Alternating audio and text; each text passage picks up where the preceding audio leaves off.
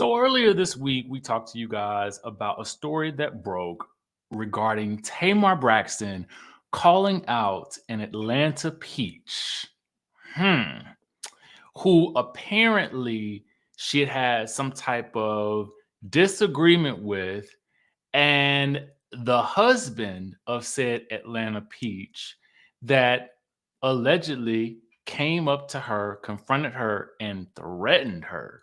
Mm. So she also called it out and said, if she were to have done this, people would be talking about it, but they're not saying nothing right now, right? So, everyone was wondering who she might have been talking about. Who was it? Who were the people involved? These are very, very good questions. Well, it appears as though Tamar has more to say. Okay. Now, it was reported by, I think, the official Ken Barbie on Instagram. I think I got the Instagram page correct. I'm not looking at it right now, but that was where I first saw the story at. Now, it was reported that this was allegedly Kandi and Todd. Now, Kandi never responded to this. Some other people thought it might have been Eva who came out and later said, no, she's not in this. And so that left Kandi and Todd. Now, why did people think that? Obviously, because they had the concerts together, so people were putting two and two together. It just made sense, right? So Kandi never responded. She maybe took the high road. I don't know. And Kandi continued to do what she do, and she posted her comedy sketches that she posts on Instagram. And she posted this one of her impersonating um, Bobby Lights and Rolling Ray, right? And so she kind of kept on about her business. Well, some people think that Tamar might have been a little overt the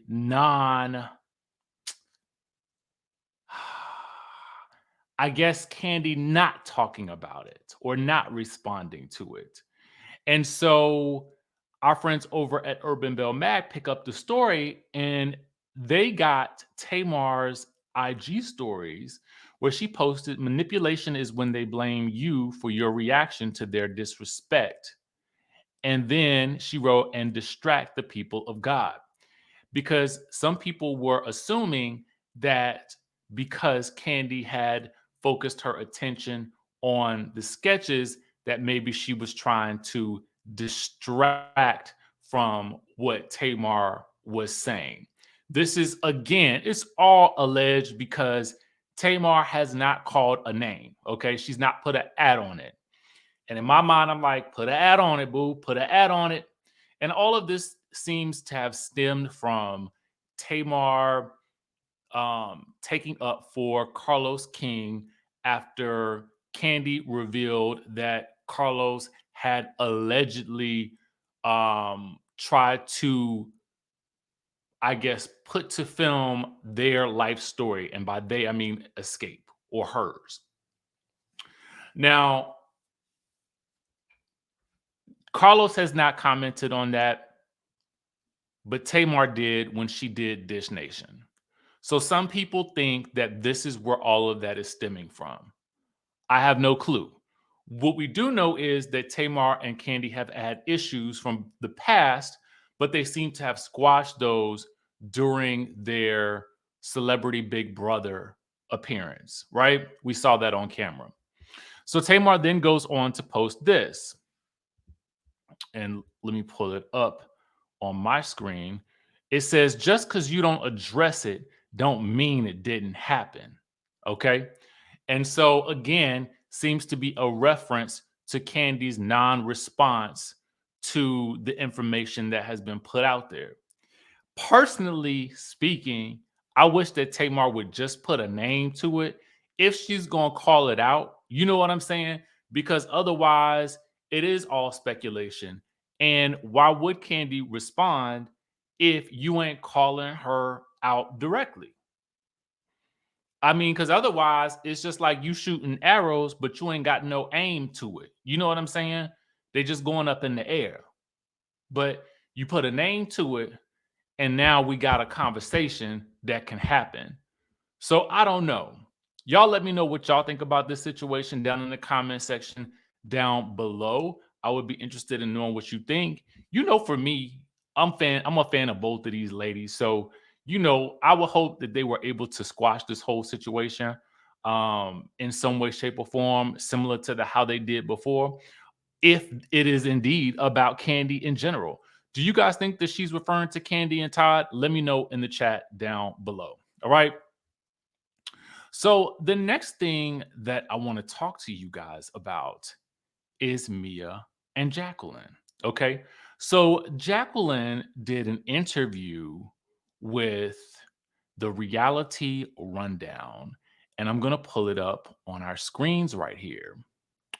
And so, during this interview, and this is actually I want you guys to not only follow the Reality Rundown on Instagram, but also follow them on YouTube because you can watch the full interview there. And it was rather insightful to me because we got some good tea from this conversation. A couple of those things being that it wasn't actually Mia who recommended her for Real Housewives of Potomac.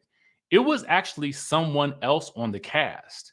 She had met with someone else on the cast, and she said, "Well, I guess they had hit it off." And and that person recommended Jacqueline to producers. Then, when it got back to Mia, Mia gave her blessing on the situation. Now, in my mind, in my mind, it could have only been one of two people who Jacqueline speaks very highly of.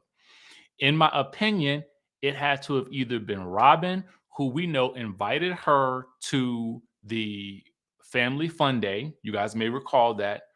Or it could have been Karen. What Mia does, not what Mia, but what Jacqueline does say is that the person does not want to be revealed. So I wonder who it is. Let me know who your thoughts are in the chat down below. I would be interested in hearing who you think it is.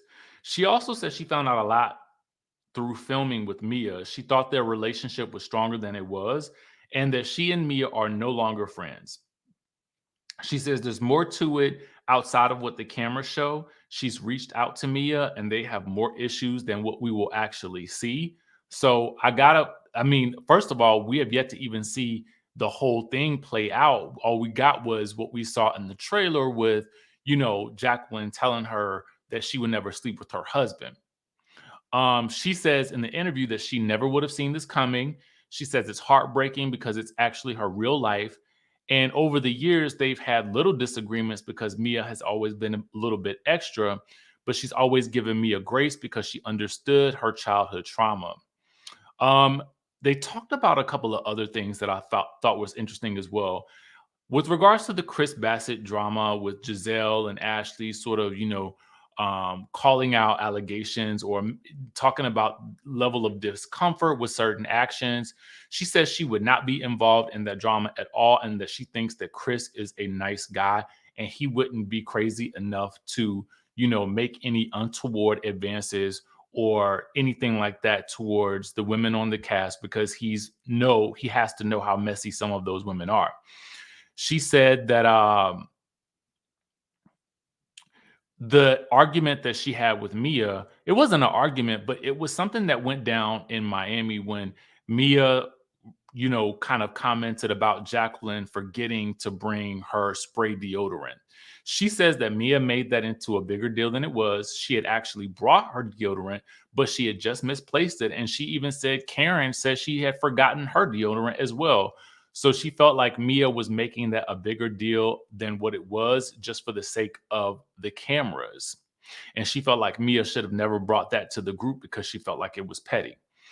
Um, she was asked about her thoughts about the drink being thrown at Wendy and the purse being swung at Wendy. And she says she felt like it went too far. And she did tell Mia about that one-on-one and that Mia felt bad afterwards. But Jacqueline, being Mia's friend, didn't want to embarrass Mia in front of the group. So she let that conversation stay in private. She says that she actually felt bad for Wendy. And even if you did have a negative opinion about her, about Wendy, she says what's right is right and what's wrong is wrong. And she wishes that people who had negative opinions or things to say about Wendy during that night would have kept those opinions to themselves. The person that she says she's most closest to on the show today is Karen Huger, and she says and her worst experience on being on the show has been the Twitter, um, I guess the what Mia posted about her on Twitter and the alleged DV incident or whatever. So she says that was the worst thing that's ever happened to her. It was quite an insightful interview, and I definitely would suggest going and watching it in its entirety. I would suggest subscribing to the Reality Rundown on on YouTube, because listen, I'm here for all media outlets, and I'm here for especially our people of color out here doing their doggone thing. And so hopefully you guys will go and support them not only on Instagram, but also on YouTube as well, because they have some great interviews, and they have an interview with Candace Dillard Bassett coming up as well. So listen, let me know what you guys think. Is Tamar talking to Kandi? Why would Kandi respond if you ain't put an ad on it? And I'm sure Kandi will the next time she does an interview, because she is very candid. And let me know what you think about this whole situation with Jacqueline and Mia. All right. In both situations, I mean, I would hope that Mia and Jacqueline could work things out, because you just hate to see these shows, really ruin what was obviously a lifelong friendship. So maybe there's a way that each of these people can come back from whatever they're going through, but I don't know, man. It's getting deep. So again, let me know your thoughts in the chat down below, and I will catch you in the next video.